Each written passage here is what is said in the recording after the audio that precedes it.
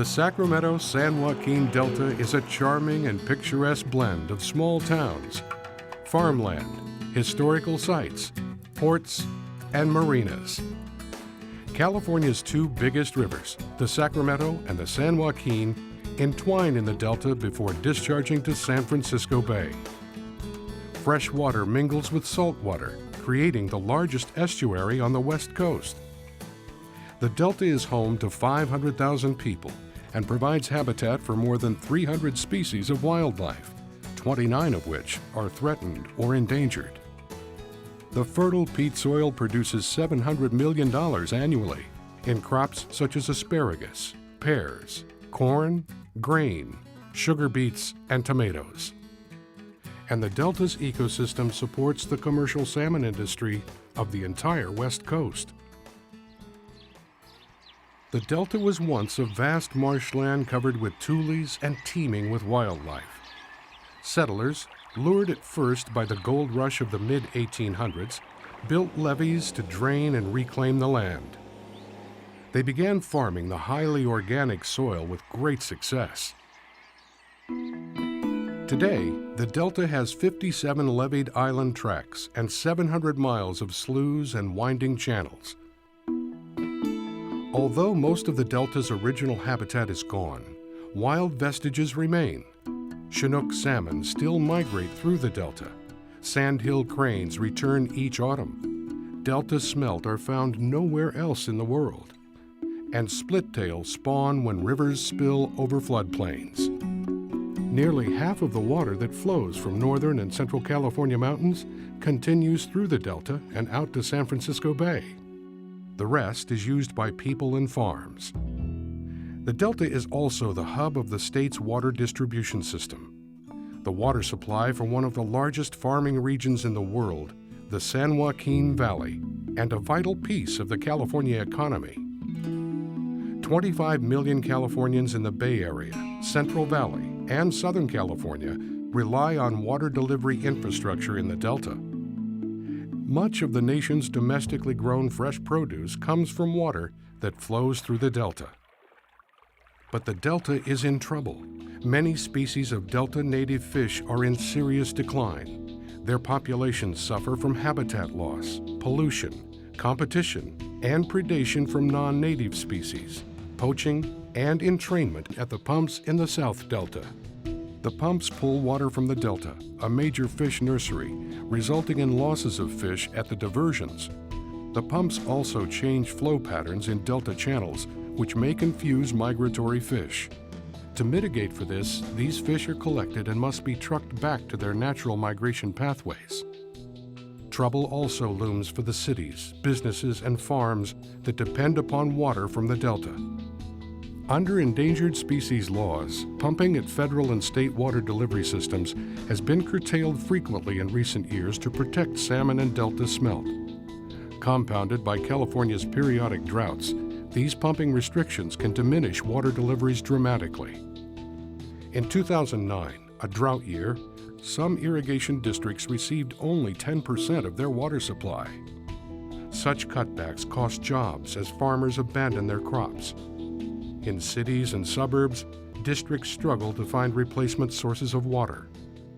Water is vital to the future of Silicon Valley. Conversely, water insecurity can be devastating to the industries of Silicon Valley, whether that's high-tech, biotech, clean and green tech. If there is any disruption in the water supply or the quality of the water, that can mean serious disruptions to the bottom line of California and Silicon Valley's innovation economy.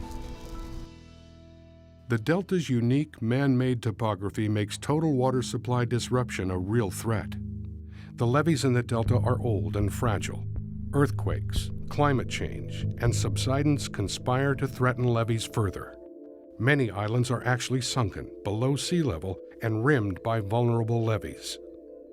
Should levees collapse, water could fill the islands, drawing salt water in toward water project pumps. This could cease water deliveries for weeks, months, or years, putting California's public safety and economy at risk. For 40 years, competing interests have argued in court, the legislature, and regulatory hearing rooms. environmental regulators have worked to protect threatened species. Water district managers have invested heavily to wean themselves of the delta. These combined efforts and regulations have proven to be insufficient in reversing native species decline or satisfying water supply needs. In 2009, the California legislature passed the Delta Reform Act, urging water agencies across California to reduce their reliance on the Delta to meet future needs. We have invested tremendous amounts of money heavily in drip irrigation systems and water efficiency systems throughout our district. Now the key is we need to know that we have the water to put into those systems, because when we have the water to put in those systems, we can plan ahead. We can plan for crops that are the most effective to be grown in this region, the most productive, and in the most demand in any given year. Currently, we are unable to make those planning decisions because of the unreliable water supply that we're living with. This struggle could continue indefinitely, while extinction and economic instability loom.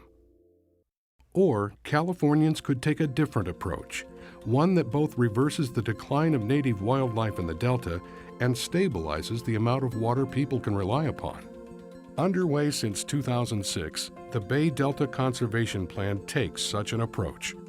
The BDCP links these dual goals: ecosystem restoration and reliable water supply, so that the amount of water pumped from the Delta would be related to the consistent recovery of threatened fish. The plan acknowledges scientific uncertainty and provides an independent process to monitor and evaluate data and identify issues as the plan moves forward. The BDCP will protect the water rights of upstream communities. It also seeks to protect the Delta as an evolving place with unique cultural, agricultural, recreational, and natural values. Aiming to satisfy federal and state endangered species laws, the plan sets forth a wide range of actions to restore and protect native species, while regulators will retain the power to order changes in water project operations. Proposed actions under the plan include restoring tens of thousands of acres of habitat, especially tidal wetlands, providing shelter for fish to hide from predators, find food, rear young, and grow strong. The restoration of habitat under the Bay Delta Conservation Plan is important for a couple of reasons. One is just to restore the physical habitat that isn't here anymore for the native fishes and the native creatures out here. There's been a tremendous amount of tidal marshes and other types of habitat that has been reclaimed as farmland, and it's made one of the richest agricultural areas in the world. However, it's come at a price to the natural environment. And the other is just to reproduce that productivity that was really important that came out of these tidal marshes, which fed the rest of the Delta. The plan could also shift the primary diversion of water to just below Sacramento and include new pumping plants and a new tunnel facility to deliver water to the state and federal water projects. This move would allow for much more effective fish screening and the restoration of more natural flow patterns through the central and southern Delta. The BDCP is funded by water districts in the Bay Area, Central Valley, and Southern California who rely on Delta water. If they pursue the plan, the districts will be required to pay their share for the construction of new pumping plants, tunnels, canals, and other facilities. These costs would be distributed across millions of water users. All Californians would help pay for habitat restoration, most likely through future general obligation bonds. At an estimated $24 billion over 50 years, the plan seems expensive. But in light of California's nearly $2 trillion economy, it is imperative that we make our most critical water infrastructure more reliable and compliant with current environmental and safety standards. To do nothing is not an alternative. California needs a solution. As one component of a comprehensive statewide water management plan, the Bay Delta Conservation Plan offers solutions vital to the California economy, public health and safety, and the protection of one of our most treasured natural communities, the Sacramento-San Joaquin Delta.